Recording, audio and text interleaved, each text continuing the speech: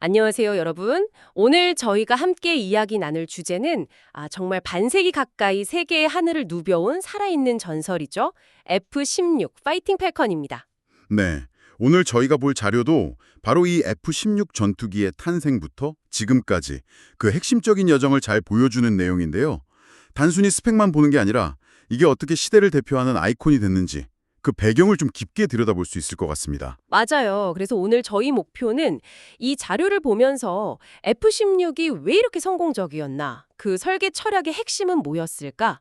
그리고 어떻게 지금까지도 계속 개량되면서 현역으로 있을 수 있는지 이걸 여러분과 함께 좀 파헤쳐보는 거죠. 네, 그냥 오래된 전투기가 아니라 계속 진화하는 플랫폼으로서의 F-16을 보는 거군요. 그렇죠. 끊임없이 진화하는 플랫폼.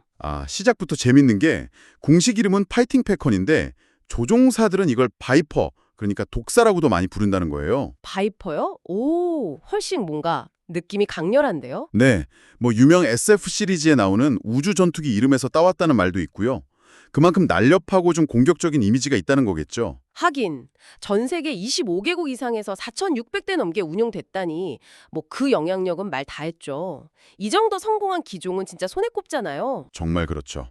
한국 역사상 최고의 베스트셀러 중 하나니까요. 자, 그럼 이 매력적인 독사 F-16 이야기 속으로 한번 본격적으로 들어가 볼까요? 좋습니다. 일단 탄생 배경부터 봐야 할 것 같은데요. 개발은 1970년대 초 제너럴 다이내믹스, 지금은 로키드 마틴이죠. 거기서 시작됐습니다. 근데 그때 미 공군 안에 전투기 마피아라고 불리는 그룹이 있었다고 해요. 전투기 마피아요. 뭔가 좀 비밀 조직 같은 느낌인데요. 뭘 주장했길래요? 그 사람들이 베트남전 공중전 경험을 쭉 분석해 보니까 당시 만들던 F-15 이글 같은 거요. 아주 고성능이고 비싼 전투기. 이것만으로는 좀 부족하다, 미래에는. 그렇게 본 거죠. F-15가 부족하다고요? 네, 물론 강력하긴 한데 너무 무겁고 복잡하고 또 비싸다는 거예요. 그래서 이 사람들은 더 가볍고 더 날쌔고 그러면서도 가격은 좀 더 싼 진짜 말 그대로 싸움꾼 같은 전투기가 많이 필요하다. 이렇게 주장했어요. 아하. 이게 바로 경량 전투기 LWF 사업의 시작이었고 F-16이 태어나게 된 직접적인 계기가 된 겁니다. 그렇군요. 그러니까 F-15가 뭐랄까 모든 걸 다 잘하는 헤비급 챔피언이라면 F-16은 딱 근접 공중전, 여기에 특화된 민첩성과 가성비를 노린 경량급 테크니션 같은 거네요. 네, 맞아요. 그냥 보조가 아니라 아예 철학에 달랐던 거죠. 네, 다른 철학? 그래서 LWF 사업의 핵심 요구사항이 바로 뛰어난 기동성이었어요. 이걸 위해서 F-16은 강력한 F-100 엔진 딱 하나만 달고 기체 무게는 최대한 줄이는 데 집중했습니다. 엔진 하나로요? 네, 이 추력대 중량비가 워낙 좋아서 F-16이 정말 놀라운 가속력이랑 선의 능력을 갖게 된 거죠. 초기 F-16 설계 목표는 아주 명확했어요. 근접전에서 적기를 압도한다. 근데 재밌는 건 자료 보니까 F-16이 그냥 공중전 전문가로만 끝난 게 아니더라고요. 시간이 흐르면서 지상 공격이나 정찰 같은 뭐 온갖 임무를 다 하는 만능 전투기가 됐다는 거잖아요. 이건 처음부터 교육된 건 아니었겠죠? 그거 아주 중요한 포인트인데요. 사실 F-16의 진짜 성공 비결은 바로 이 적응성 그리고 확장성에 있어요. 처음 모델은 공대공 임무 위주였지만 설계 자체가 워낙 잠재력이 좋았고 또 여러 나라에 팔리면서 각 나라마다 요구하는 게 다 달랐거든요. 각국의 요구를 반영하면서 그렇죠. 거기에 기술도 계속 발전하니까 레이더, 항전 장비, 무장 능력 같은 게 꾸준히 업그레이드 되면서 지금 우리가 아는 다목적 전투기가 된 거예요. 뭐랄까 태어난 대로 살기보다 환경에 맞춰서 계속 진화한 거죠. 이야, 진화하는 플랫폼이란 말이 진짜 딱 맞네요. 그런 진화 과정에서 조종사를 위한 세심한 배려도 보이던데요. 예를 들면 조종석이 30도 뒤로 기울어져 있다는 거요. 이거 되게 독특한데 실제로 어떤 효과가 있었어요? 그게요. 전투기가 확 급선회할 할 때 조종사는 자기 몸무게의 몇 배나 되는 중력 가속도, G포스라고 하죠. 이걸 받게 돼요. 이게 피를 머리에서 아래로 확 쏠리게 해서 심하면 의식을 잃을 수도 있거든요. 생각만 해도 아찔한데요. 그렇죠. 근데 조종석을 뒤로 30도 기울이면 이 G포스 방향이 조종사 몸이랑 좀 더 평행하게 작용해요. 그래서 피 쏠리는 게 좀 덜해지고 조종사가 더 높은 G를 견딜 수 있게 되는 거죠. 결국 전투기의 기동성을 정말 한계까지 쓸 수 있게 도와주는 겁니다. 와, 단순히 편하라고 만든 게 아니라 진짜 생존이랑 직결된 설계였군요. 네, 아주 중요한 인체공학적 설계죠. 또 F-16 하면 빼놓을 수 없는 혁신이 그 플라이 바이 와이어 시스템이잖아요. 양산 전투기로는 처음이라고 들었는데 이게 왜 그렇게 대단했던 건가요? 플라이 바이 와이어, 그러니까 전자식 비행 제어 시스템은요, 말 그대로 비행 제어 방식의 판을 바꾼 거예요. 그전까지는 조종관 움직이면 그게 케이블이나 유압 장치로 직접 날개 같은 조종면에 전달됐거든요. 물리적으로요. 네, 기계식으로. 그렇죠. 근데 플라이 바이 와이어는 조종사가 조작하면 그게 전기 신호로 바뀌어서 컴퓨터로 가요. 그럼 컴퓨터가 현재 비행 상태나 송도 같은 걸 다 종합해서 가장 최적의 방식으로 각 조종면을 움직여주는 거죠. 아, 컴퓨터가 중간에 딱 끼는 거네요. 그럼 혹시 조종사가 직접 조정하는 그 느낌, 그게 좀 줄어들거나 그러진 않았을까요? 처음엔 좀 거부감도 있었을 것 같은데. 물론 그런 걱정도 처음엔 좀 있었죠. 근데 장점이 훨씬 더 컸어요. 일단 복잡한 기계 장치가 없어지니까 비행기 무게가 가벼워지고 설계도 간단해지고요. 네. 더 중요한 건 컴퓨터가 비행 제어를 도와주니까 조종이 훨씬 안정적이고 쉬워진다는 거예요. 그리고 결정적으로 이 플라이 바이 와이어가 F-16의 그 뛰어난 기동성을 가능하게 한 핵심 기술이에요. 어떻게 그게 가능했죠? 기술이랑 기동성이랑 보통 전통적인 비행기는요, 자체적으로 좀 안정적이게 설계해요. 그래야 조종사가 조종하기 편하니까요. 근데 안정성이 높으면 반대로 기동성은 떨어지거든요. 아, 트레이드 오프군요. 네. 근데 F-16은 기동성을 최고로 끌어올리려고 일부러 공격학적으로 살짝 불안정하게 설계를 했어요. 사람의 반사신경만으로는 좀 제어하기 까다로울 수 있는 거죠. 아, 불안정하게요? 네. 하지만 플라이 바이 와이어 시스템의 컴퓨터가 계속해서 미세하게 조정을 해주니까 조종사는 그런 불안정함을 못 느끼면서도 극대화된 기동성을 마음껏 누릴 수 있게 된 거예요. 그러니까 FBW, 이게 F-16을 진짜 타고난 싸움꾼으로 만들어준 결정적인 기술 혁신이었던 거죠. 와, 기술이 설계의 한계를 넘어서게 해준 거네요. 정말 대단한데요. 발상의 전환이네요, 진짜. 시각적인 부분에서도 혁신이 있었죠. 그 프레임 거의 없는 물방울 모양 캐노피오. 그건 어떤 장점이 있었어요? 아, 네. 버블 캐노피라고 부르는데 이게 조종사한테 거의 360도 그냥 탁 트인 시야를 줘요. 공중전에서는 누가 먼저 적을 보고 상황을 아느냐. 이게 정말 생사를 가르거든요. 그렇죠. 먼저 보는 게 중요하죠. 네. F-16의 이 버블 캐노피는 조종사한테 압도적인 시야 우위를 제공했고 이게 또 F-16의 강력한 무기가 된 거죠. 보고 싸운다. 이 공중전의 기본 원칙에 가장 충실한 설계라고 할 수 있어요. 네, 듣고 보니까 진짜 모든 설계 요소 하나하나가 어떻게 하면 더 잘 싸울까 이 질문에 딱 맞춰져 있다는 느낌이 확 드네요. 맞습니다. 이런 탄탄한 기본 위에 계속 성능 개량이 이루어졌다는 거군요. 자료 보니까 4세대 전투기에서 시작해서 지금은 거의 4.5세대 수준까지 진화했다던데 특히 최신형인 F-16V, 바이퍼, 이 모델의 변화가 크다고 들었어요. 그렇습니다. F-16V 바이퍼가 바로 F-16 진화의 현재를 보여주는 모델인데요. 가장 핵심적인 변화는 역시 ASA 레이더, 그러니까 능동 전자주사 배열 레이더를 달았다는 거예요. ASA 레이더, 그게 기존 거랑 어떻게 다른 건가요? 로 어둠 속을 이렇게 비춰보는 거랑 비슷했죠. 아, 하나씩. 네. 그런데 ASL 레이더는 수천 개의 작은 송수신 모듈에 쫙 배열된 형태예요. 이 모듈들이 전자적으로 빔 방향을 조절하기 때문에 기계적인 움직임 없이도 거의 동시에 여러 방향으로 여러 개의 빔을 쏘고 탐지할 수 있어요. 우와, 동시에 여러 개를요? 그렇죠. 이건 뭐랄까, 수백 개의 작은 눈이 동시에 여러 방향을 막 감시하고 추적하는 것과 같다고 할 수 있죠. 훨씬 멀리 있는 더 많은 표적을 동시에 추적하고 적이 방해 전파, 제밍이라고 하죠, 그걸. 쏴도 훨씬 강해요.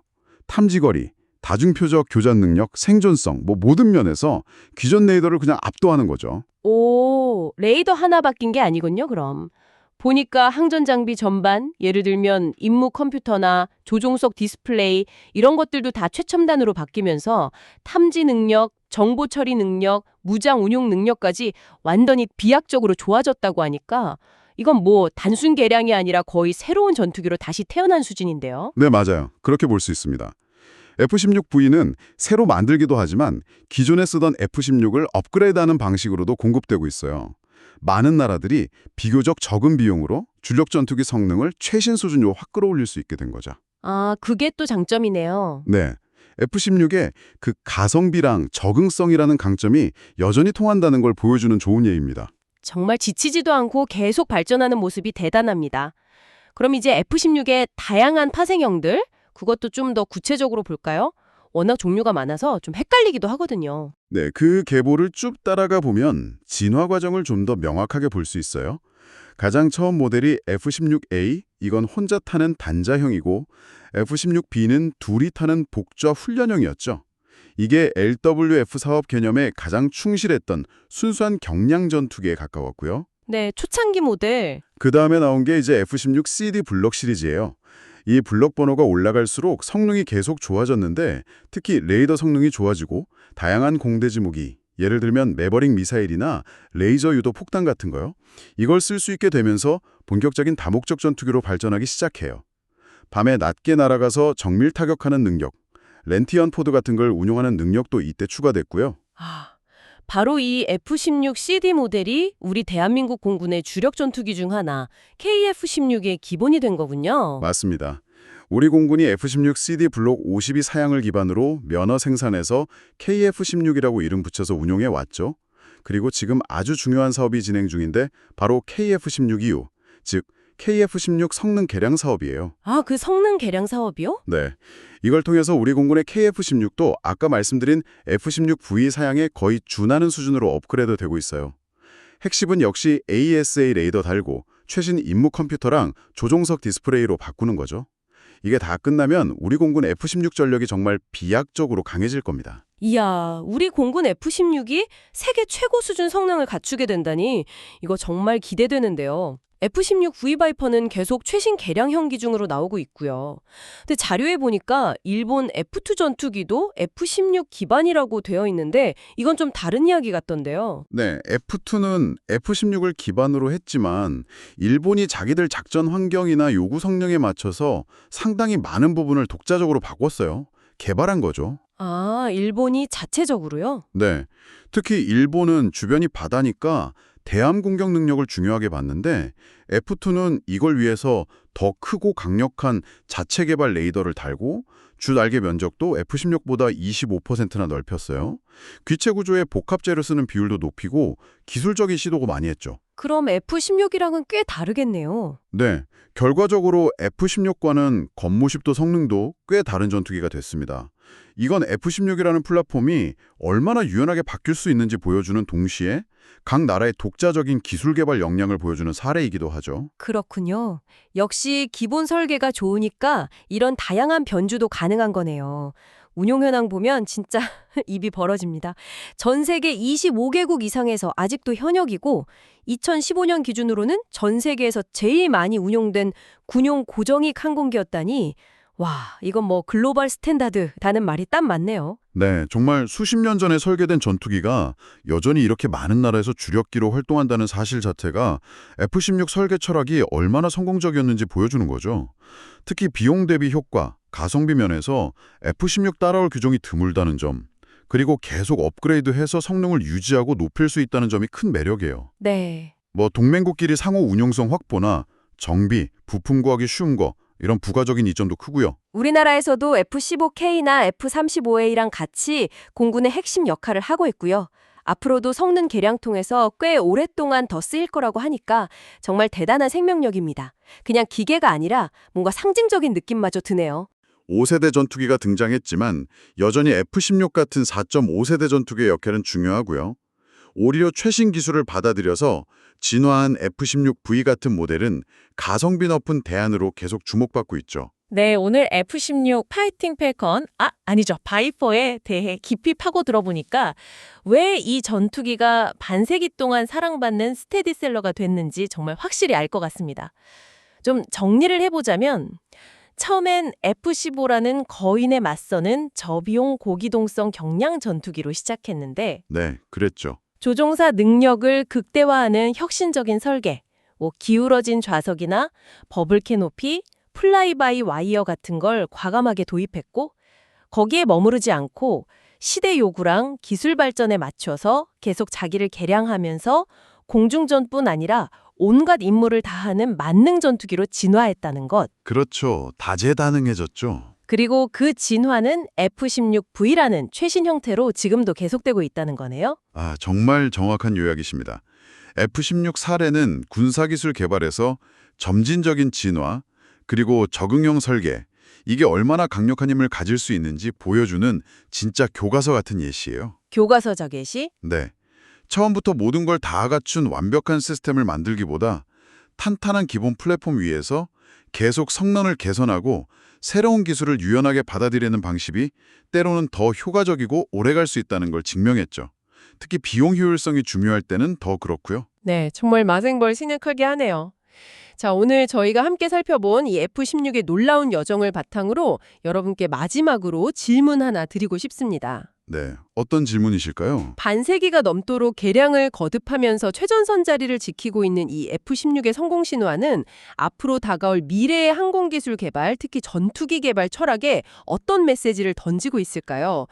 이렇게 끊임없이 적응하고 진화하는 게 때로는 모든 걸 뒤엎는 혁신이나 완전한 세대 교체보다 더 현명한 전략일 수 있을까요?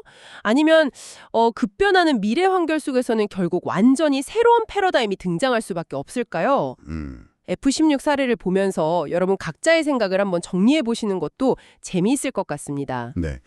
기술 발전 방향과 속도, 또 변화하는 위협 환경 속에서 진화냐, 혁신이냐, 효율성이냐, 첨단성이냐, 그 사이에서 최적점을 찾는 건 앞으로도 계속될 아주 중요한 과제일 겁니다. F-16은 그 논의에서 정말 중요한 참고점을 던져주고 있죠. 네, 오늘 저희와 함께 F-16 파이팅 팰컨 이 매력적인 독사의 세계를 탐구해 주셔서 진심으로 감사합니다.